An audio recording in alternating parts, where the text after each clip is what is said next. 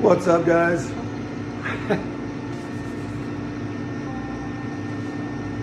Been shooting a couple things over the last week or so in preparation for this. I decided that this would be the first video to bring you as I'm going through the little segments here and trying to edit, which those of you who know me know I really cannot do. I hope this is bearable. It is lengthier than I anticipated, and considering today's video is specifically just about winterization, filtration, and then recovering that ethanol with the rotary evaporator. I mean, that's only 45 seconds, and I just said it all right there. So I'm not sure how the video ended up this long. Let's go over some basics, because what we're really going to talk about today specifically is winterization and why it's what it is, why it's important for certain processes, and why you can let it float, let it be for other consistencies. But first thing we need to do is make our crude oil. So we fill this material column full of our material, fresh material or pre-extracted material, right?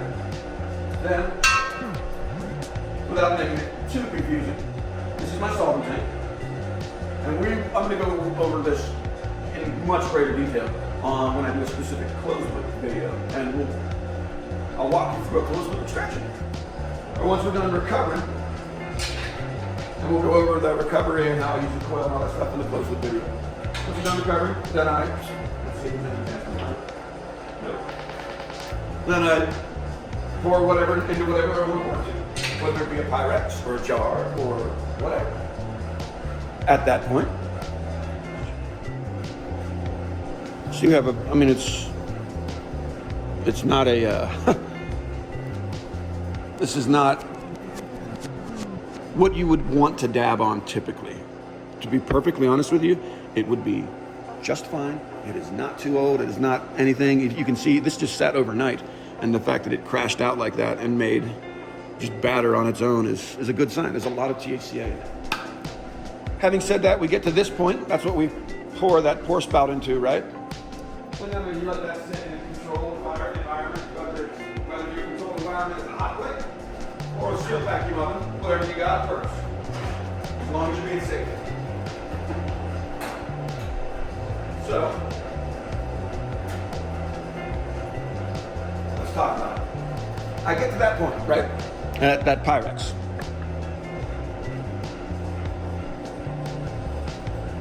Go. I get to the Pyrex and we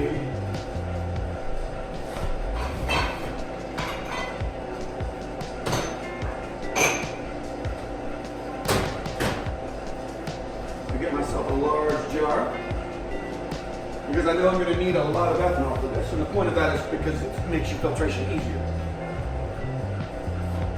We scrape out of the Pyrex, you saw that. Put into a large, I prefer mason jars. You can use whatever vessel you like, just as long as it was sealed. You're going to need to put it in the freezer. And you don't want it to you don't want water to get in it. And then we mix it with ethanol. Generally, anywhere between 5 and 10 to 1. So if I have, if I have 200 milliliters of 250, let's say. Milliliters of crude oil in the bottom of here, which actually looks like I have more, I think about 50. But anyway, let's say I have 250. Then I would at least fill up here to this hash, which is halfway between 1,000 and 1,500, which is 1,250, meaning that I've added an entire liter of clean ethanol or ethanol to that crude oil. And then, if necessary, because sometimes if your crude oil is cold, it's not going to dissolve. If your ethanol is cold, it's not going to dissolve. So you need to let it sit and warm up to room temperature, or very, very carefully warm it up, which, you don't put ethanol in a microwave or anything like that. So, again, through the usage of hot plates or sealed ovens, you can warm it up and you can get things to fully dissolve. Then once they fully dissolve, and we're done here, right? This is used our ethanol, dissolved our crude oil in it, Then we set it down in the freezer. I'll show you. Let's just go over what's happening here before I get too far ahead of myself. Can you see the precipitate? There's that solid that you see, kind of the cloudiness sort of floating around in there. That's fat, lipid content, if you will. Wax content, lipid content, to be a little more accurate. But now that we have it cold enough and suspended in ethanol, in our ethanol solution, that gives us the ability, because we increased our viscosity by suspending it in ethanol. So by doing that, that gives us the ability to filter. Now, I don't know why I've been yelling at you guys about this pump the whole time, but there we go.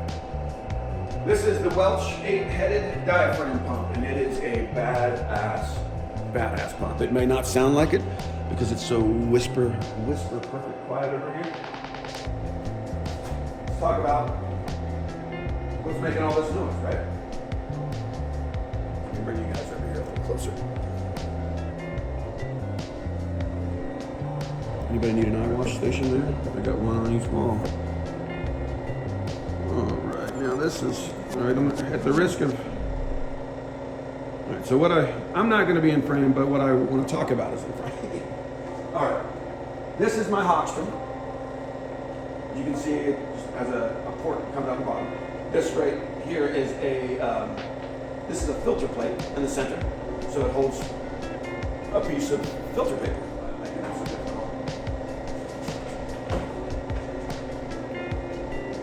Put a piece of filter paper down over my filter plate, which is just a disc that has a bunch of holes in it, you know what I mean? Put that over top of it. Then, filter plate here, filter paper on top of the filter plate, and then this is just an extended, and that piece the whole, you'll see this whole thing, the winterized ethanol mixture as it's being filtered. So I'm going to turn off the pump right now. You can see this is the line that's going to the pump. This is the valve. That's open, right? All these are closed. I don't have a valve on this port, that's why this is connected here, so it can be closed. So I'm going to close the valve, and turn off the pump. Now, this has a little bit of a mess in it, and I left that in here because I want to show you. So when, you see here, these chunks of what's called sea light. And if I remember correctly, it's sea light 545. Correct. Sea light 545. Now what you can see on top of here, grab a chunk of it and bring it over to you. So you can see underneath with the filtration media, all the powder and stuff, right? This is what the top looked like. Now why that's so dark is because it had activated carbon in it to scrub. But as you can see, it's almost wet. And that's because it's wax, it's fat. See it? Just kind of dropping some of it. There we go, let me put this piece over here and I'll show you what I mean. Okay, see that guy right there? Watch. Ugh.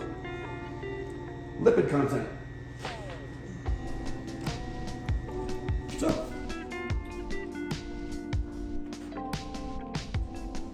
to get that and to go after that and make sure that we get that each time. Temperature, of course, is critical. And turn off the chiller.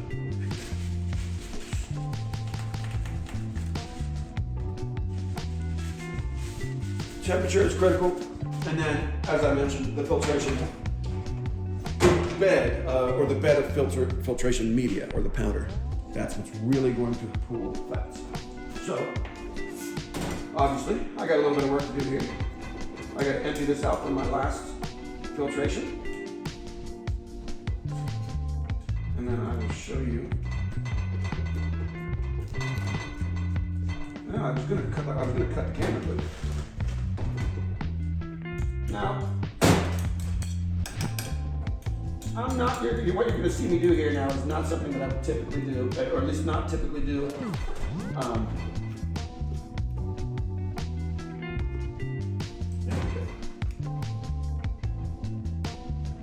Unless it had been more, a week, a few days or more. But this Hawkstrom is just set up from the last winterization I did, which was just the other day. So I'm not going to get into it and take all the pieces apart and make it all brand new just so I can fill it back up with more sticky wood.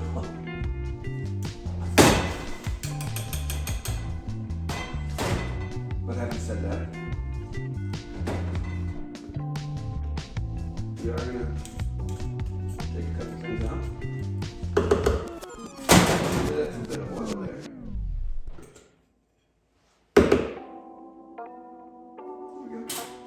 And now you can actually see the circles too.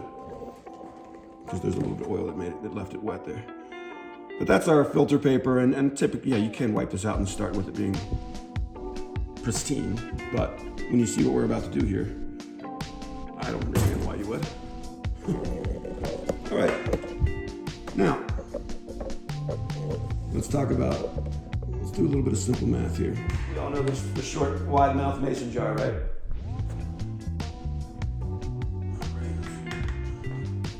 There's a full jar of Sea Light 545.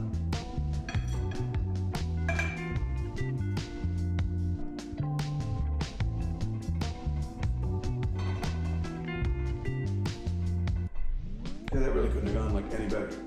So,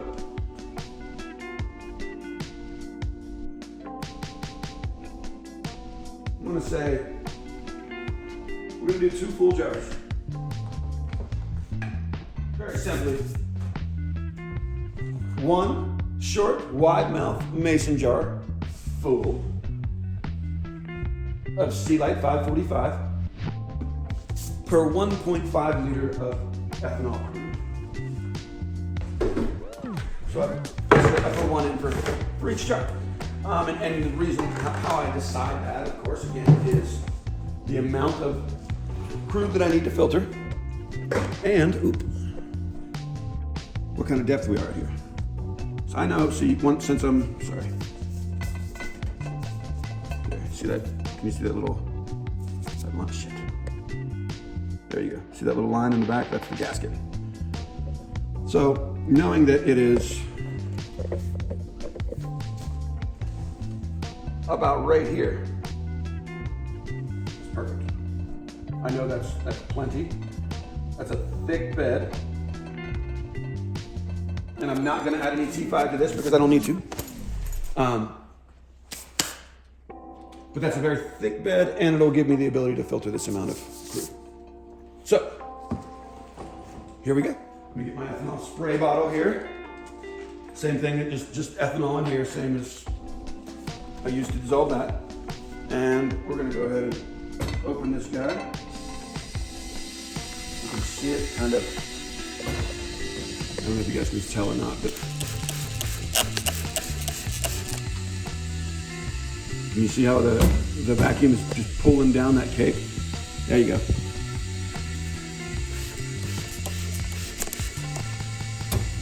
Beautiful. Beautiful. So, now that we have that, kind of use your finger to sort of,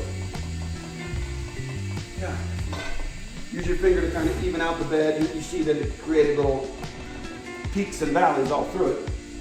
So kind of go around and push those down, make it a nice flat bed, and just as flat as you can. And the purpose of this is just to avoid channeling. And as you can hear there, sounds like we're getting close. So, let's turn you back on. Now right on top. You ready?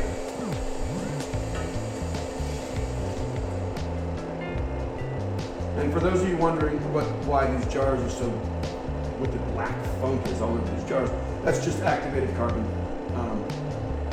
Activated charcoal.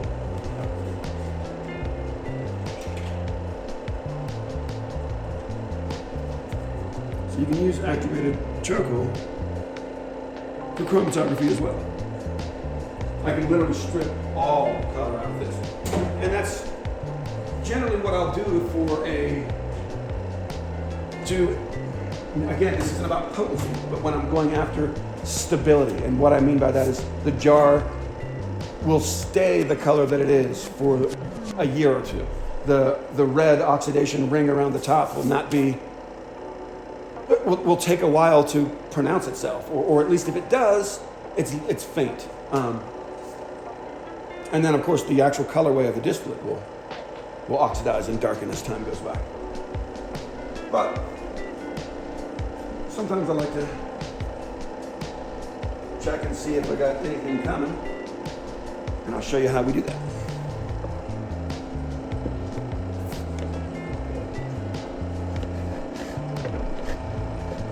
There we go. So there's my hose, right? Coming right out of the bottom here. And now you check to see if it's working. You just put your hose up. And then look at that.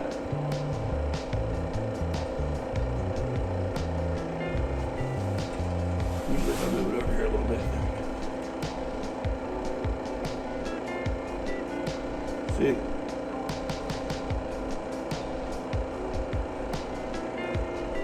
And just by doing that, you can actually see there's a good amount being filtered. Now, I don't know if you've noticed or not, but do you see how they seem to sort of be kind of going back and forth and not really pulling? Well, that's no one's fault but mine. Forgot to open the valve. Now we're filtering. And the best part is that we have enough room in our Hockstrom. That's the importance of that 6-inch base. We have enough room in our Hockstrom that we can go ahead, I believe, and add our second and final jar of ethanol crude, or pre-winterized crude.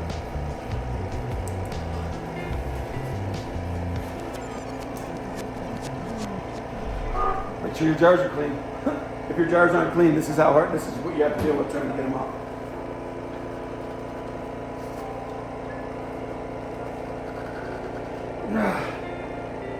Piece of cake. Whew, that shit's cold. Come on, back. Oof.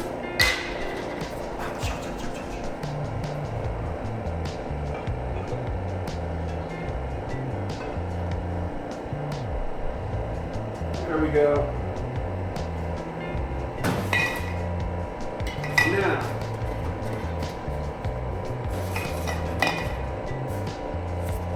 as you can see,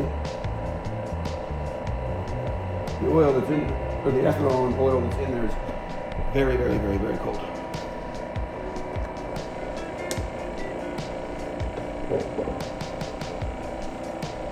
That's what I was trying to show you there. Anyway, once we let that finish, completely filtering to where this is a dry bed on top of here, then we're going to take the winterized and filtered crude oil over to our rotovap and remove the ethanol. And so I'll bring you guys back in just a minute as soon as this guy is all done. Watch you guys over here. I'm going to focus on some different equipment for a minute. You guys know what's happening over there, right? Obviously we got our pump pulling into the keg, our liquid through that filtration base right there, down into the keg. And that's where it's being stored for now. Over here, we got ourselves some different equipment. So that's my chiller. As you can see there, power on the bottom. This is loop. This is what looping is, just what sends it out, literally what means that it's circulating or not. And then of course, heating and cooling. And you have your set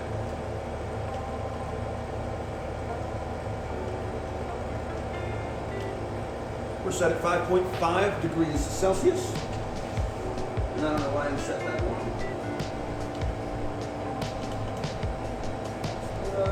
1.5. Almost freezing. A little, I don't know, 1.5, 35, 33, 35 degrees Fahrenheit.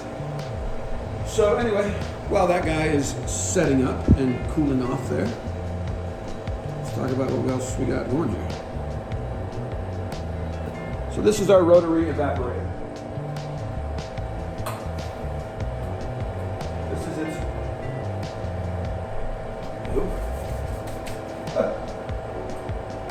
This is the hot water bath. See, I just turned it on here and it's set for 37 degrees. I'm going to go ahead and bump that up to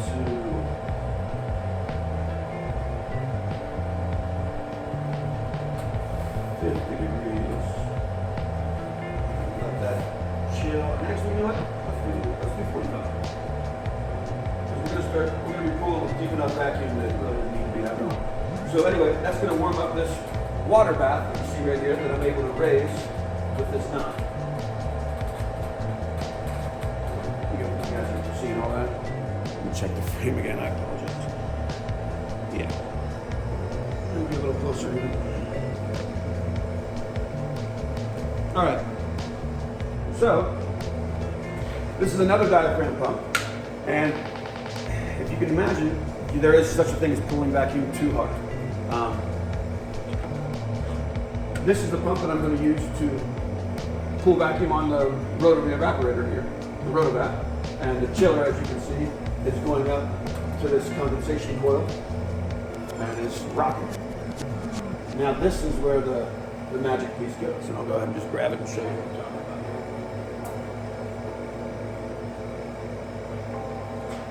about. This specific piece of glass, this is called, there we go. That's called a stopcock. And no, I could not make that up. As you can see, or maybe you can't. Anyway, the gasket on the bottom keeps it from being able to. There you go. See the little hole right there in the center? So this is closed. That's open. The hole goes all the way through. So what this does, if you can imagine,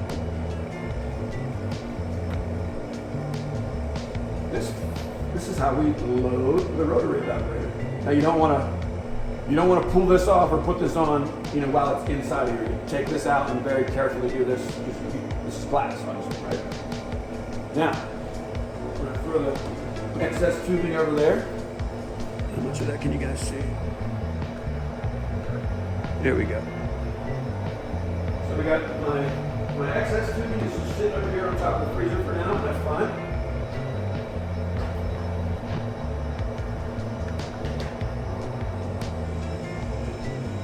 Here we are. And let's see what I'm going to do here. I got just a tiny little bit of vacuum grease on there, and that's all I really need. Ooh, that's dirty. So here we are. You can see what's happening here, right? This is called our line feed. I don't know if you can see where that comes out right there, but I'm going to explain here where we are, where we're going here in just a second. So as you can see, that line that comes off of the rotovac and my dirty little napkin there. Run this as I assume you probably imagine, this is coming all the way over to the keg. Well, let's take a look at our filtration first.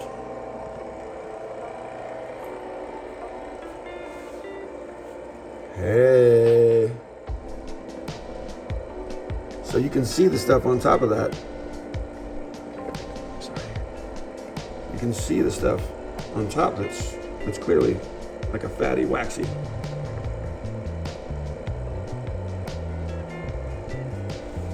See if I do this to make it a little better. There we go. Almost done. We'll just, if you will, kind of milking the last little bit, but then also there's always a little bit that sits in the bottom here. So there you go. Let's see if we do that, and then we can tilt it a little further.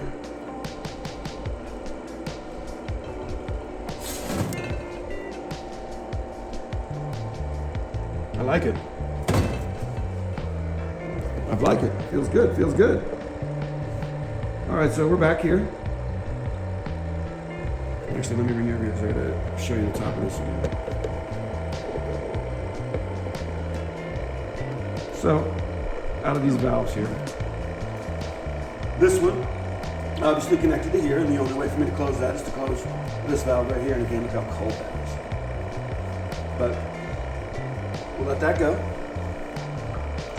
And now, so this one is that's a gauge or a valve that just leads in, just drips in, as well as this one on the other side that I have hooked up to the vacuum pump. Which, by the way, we can go ahead and kill that because we definitely have enough vacuum. Just let it finish on its own. This should give you a better idea.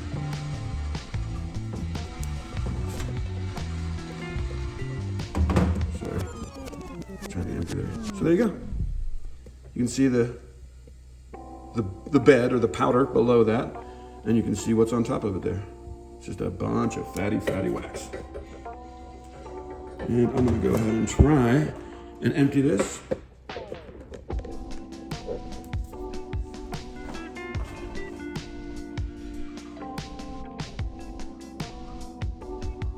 There we go. Perfect. Now we do this. I don't need to do that because that just keeps vacuum. All right, so the other one, this one's hooked to the vacuum. It just does not have a dip tube, meaning a tube that goes down to the bottom of the keg. These two, however, both have dip tubes. So, you remember where this came from?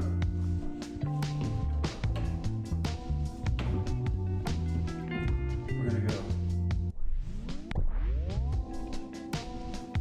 right on the back, just like that. And I could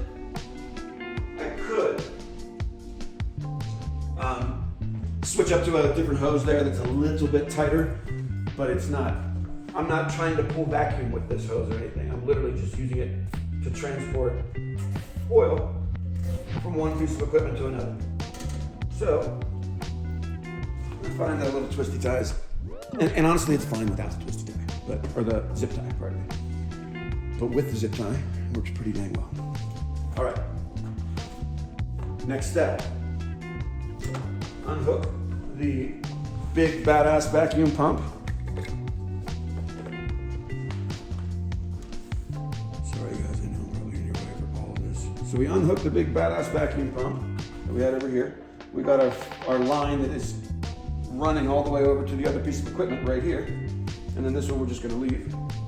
And we'll go ahead and close it so that there's nothing being pulled from there. Now we need to,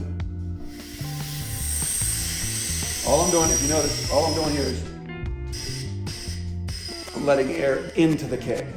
So I just released its vacuum, if you will. So now with air in the keg, see that line there?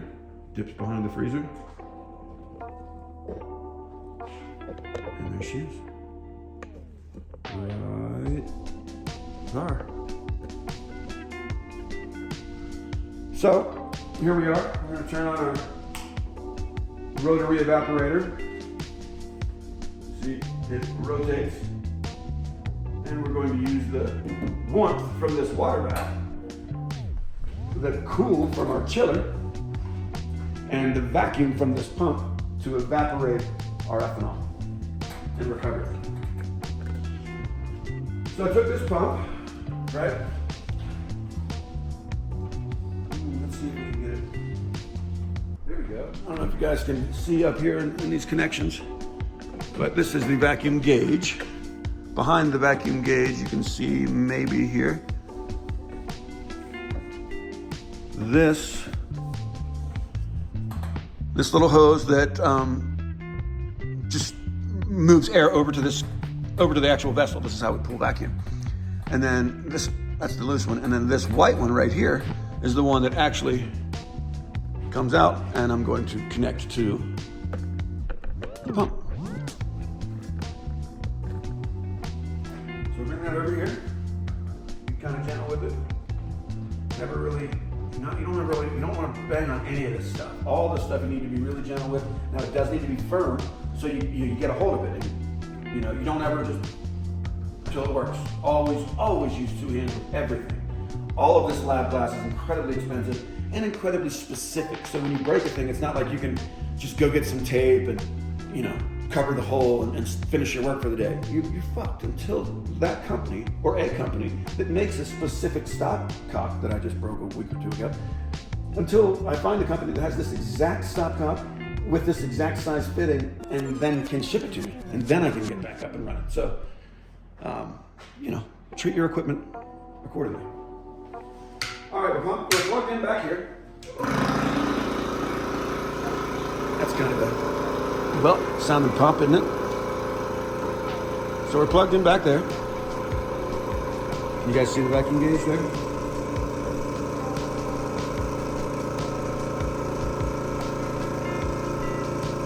Nice. So we're pulling a nice vacuum. And now I'm going to show you, without zooming out anymore, exactly why that piece is so badass. Why this piece of equipment is so awesome. And then, of course, another really, really cool thing that absolutely helps save my back. Would you rather take this flask off, set it on a holder or whatever, pick up the keg and carefully pour into this, or because I have this system under vacuum and my keg, as we saw, we released the vacuum on, so it's just sitting there ready. And this line is hooked up to a dip tube, which goes all the way to the bottom of the keg. And woo! And that's how we fill up our rotary evaporator without killing Nathan's back.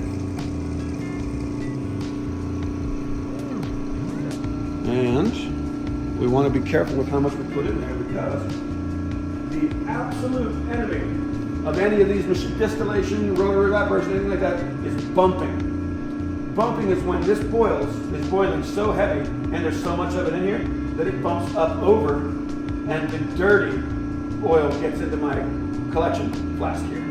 That's called a bump. If it bumps up over the shoulder, this is the shoulder. So, to keep that from happening, number one, make sure that we're not using excessive temperatures, like I don't have that set to 80 degrees Celsius or anything, but it is at 45. So for those of you with a calculator, or for those of you in Canada, you know how warm this is. So as that's warming back up, we don't really need to wait because that's close enough. But we will go ahead and let's start turning. I can do 55 to 60. I don't really go crazy with it. And then we'll go ahead and fill this guy up a little bit more.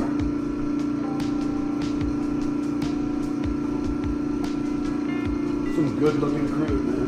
That's the crude oil right there that we're getting ready to run and distill. I don't know if you guys can see that. Yeah, you can see. I mean, I can zoom it for you, or you can zoom yourself. You guys see about how full we're letting the flask get there? Not really. Okay. Now, how I do this? I look in from this side, and I see where the level of crude is in this case. How much space there is between that and. Sorry, I just saw some sputtering in the line. That might actually be.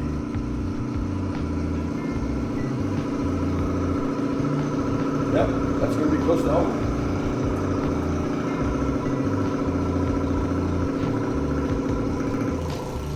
Come on, bro. Don't be upset about it. It's no big deal. Poor pump. All right. Now, we're going to go ahead and make sure that our chiller is looping. It is looping. Meaning we're sending our nice freezing cold liquid up through this coil and back down into our chiller. raise this guy a little bit so we can expose our, there we go, see that? Now it kind of cleans itself off when it starts to get wet. There we go. Now, as we approach a deeper vacuum, and as that warms up a little bit, you'll see we're going to start to recover some ethanol. That's what we call condensation. Oh. See the first little bit of activity there?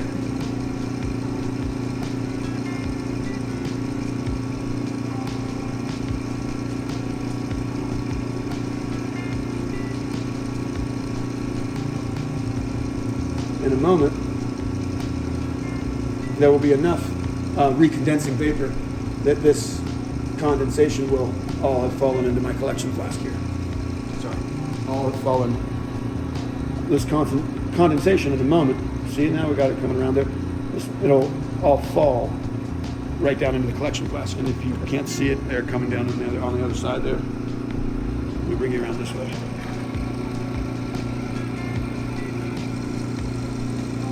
There you go, see that?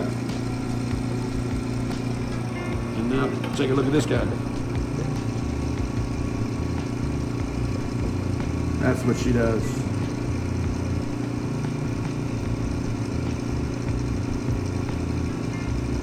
So you're not actually seeing anything move inside of those coils. What you're seeing is the vapor is up in here, and as it touches these coils, it recondenses and it's falling down.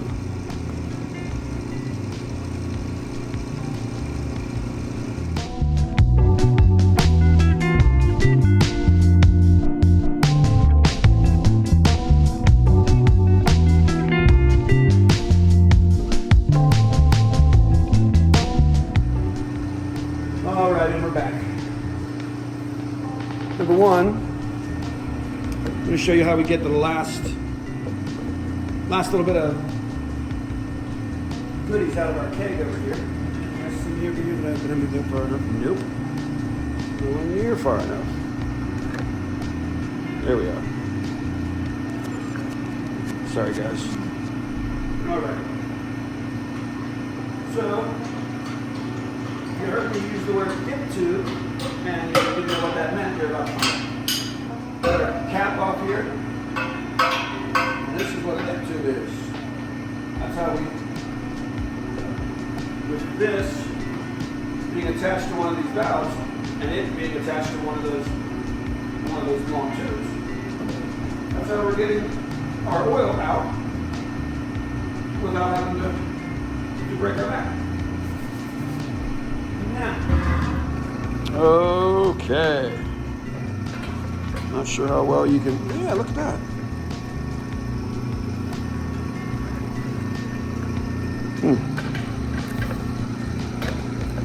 Whoops, whoop.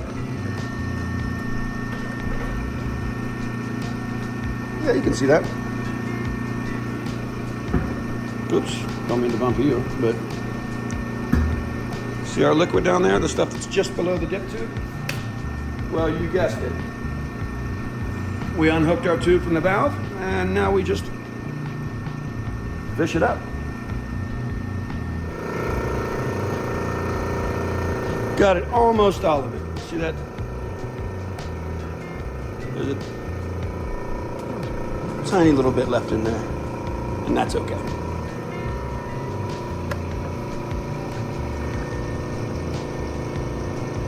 Now we'll let that finish.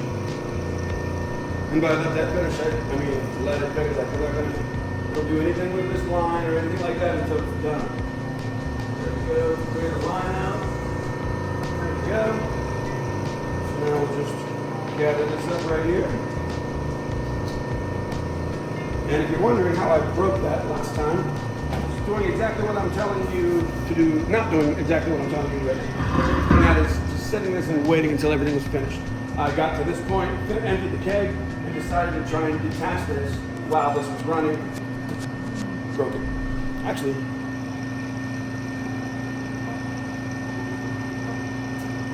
just past the little stopcock there.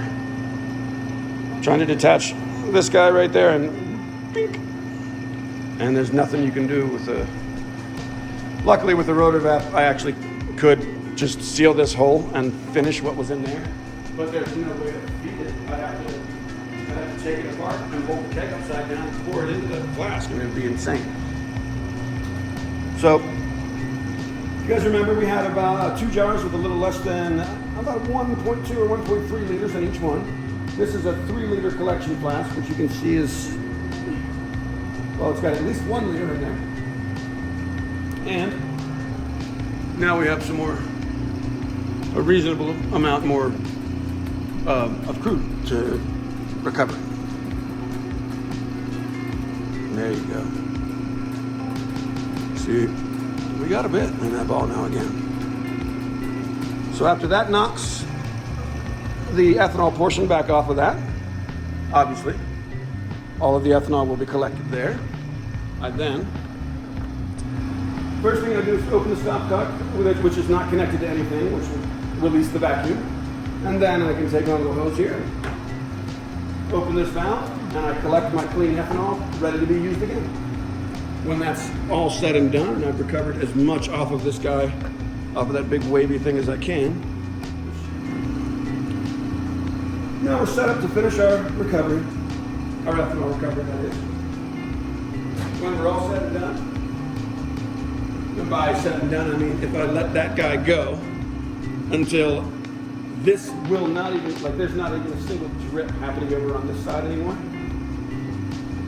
This is just winterized crude oil. It's not been distilled, but I rotovapped it to the point where, I mean, I cleaned up almost all of the ethanol. A tiny little bit will come out when this distills, but not much. This, on the other hand, which is more rotovapped crude, obviously is much higher in ethanol. And that's okay, because in the beginning of the short path, in the beginning of distillation, as I'm warming up the boiling flask, I can remove that little bit of ethanol. We can rotovap our crude much farther in some cases than another.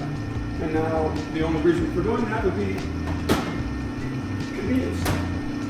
For me, I personally, now this happened because I had about 6 other things going on and I got the rotovap running, and when I came back to check it, it had been dry for a little while. I generally don't recover ethanol to this far. The reason being is because it required some time and a lot of use of the heat gun, etc., to get that oil back out of my flask radiator. When it has enough ethanol in it that it'll run, it's much easier. Just set it up upside down with the lap stand. Do that right now. Set up our lap stand for us right now. I feel like that'd be, like there's no point in ending the video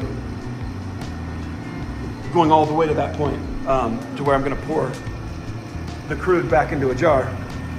But having said that, if you did want to, if you're confused about what's happening there, imagine that big flask is this little flask.